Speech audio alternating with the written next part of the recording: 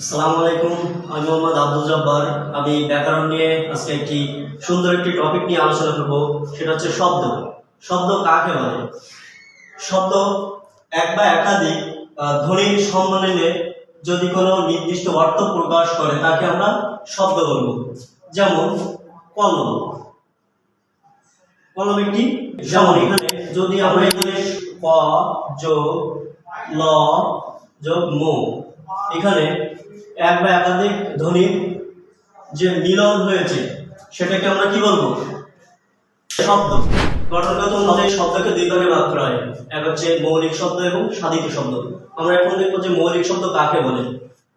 মৌলিক শব্দ যে সকল শব্দ বিশ্লেষণ করলে অর্থপূর্ণ কোনো অংশ থাকে না তাকে মৌলিক শব্দ বলে। আমরা একটা শব্দ লিখছিলাম কলম, এটা যদি আমরা ভাগ করি বিশ্লেষণ করি সেক্ষেত্রে কি আসে? ক যোগ ল যোগ ম। এখানে আমরা যদি বিশ্লেষণ করি বা ভাগ করি সেক্ষেত্রে আছে কোনো অর্থ আমরা পাচ্ছি না। ক এর কোনো অর্থ নেই, ল এর কোনো অর্থ নেই, ম এর কোনো অর্থ নাই।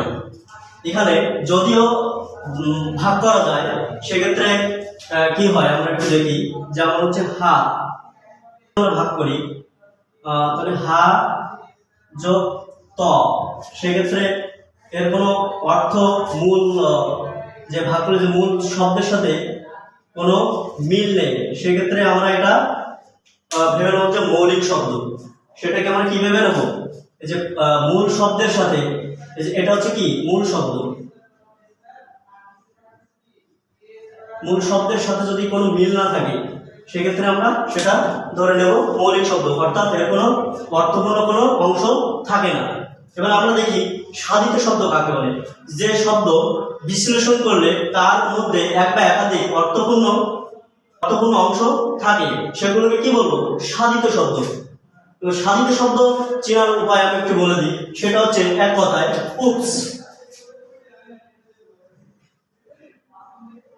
উপস সাধিত শব্দ কোন কোন বিষয় সেটা আমরা তিনটা শব্দ দিয়ে মানে তিনটা অক্ষর দিয়ে আমরা বুঝতে পারবো। সেটা হচ্ছে উপস, রসুতে হচ্ছে উপসর্গ,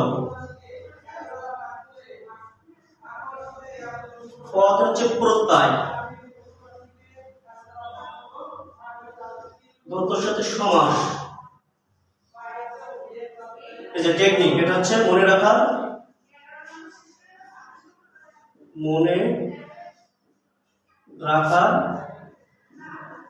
টেকনিক। সাধিত শব্দের মনে রাখার টেকনিক হচ্ছে উপস, রসুত হচ্ছে উপসর্গ, পদ হচ্ছে প্রত্যয়, দন্তের সাথে সমাস। তাহলে আমরা একটু উদাহরণগুলো দেখি। উপসর্গ, উপসর্গ হচ্ছে প যোগ কাজ সমান সমান ক কাজ।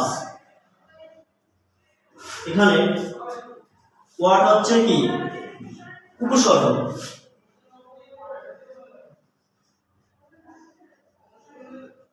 উপসর্গ মূল শব্দ, কাজ হচ্ছে মূল শব্দ। তাহলে উপসর্গ মূল শব্দ, সাধিত শব্দ,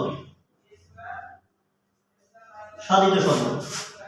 তাহলে এখানে আরেকটা হচ্ছে চেনার উপায় আছে যে সাধিত শব্দের যেটা আমরা অর্থ পেয়েছি সেটা মূল শব্দের সাথে মিল আছে কিনা। এখানে কাজ অকাজ এখানে একটা সম্পর্ক আছে, সেক্ষেত্রে এটা আমরা কি বলবো? মৌলিক। মৌলিক নাকি সাধিত? এটা আমরা বলবো সাধিত শব্দ। এখানে প্রত্যয় দিয়ে আমরা একটা করি, প্রত্যয় দিয়ে একটা উদাহরণ দিই। সেটা হচ্ছে চলন্ত, চল যোগ অন্ত, এখানে কি আসতেছে? চলন্ত। এখানে আমরা যদি আবার বিশ্লেষণ করি সেক্ষেত্রে মূল শব্দ এর সাথে একটা মিল থাকবে, সেটা আমরা কি ধরে নেব? সাধিত শব্দ। সমাস বিষাদ-ছিন্ন,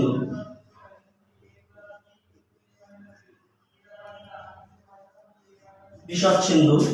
এরকম ভাবে আমরা যতগুলো উপসর্গ প্রত্যয় এবং সমান দিয়ে যতগুলো শব্দ পাবো সেগুলো আমরা কি বলবো সাধিত শব্দ। তাহলে মৌলিক শব্দ এবং সাধিত শব্দ সহজে নির্ণয় করতে পারবো। ক্লাসটি অবশ্য ভালো লাগলে ভিডিওটি শেয়ার দেবেন, লাইক করবেন।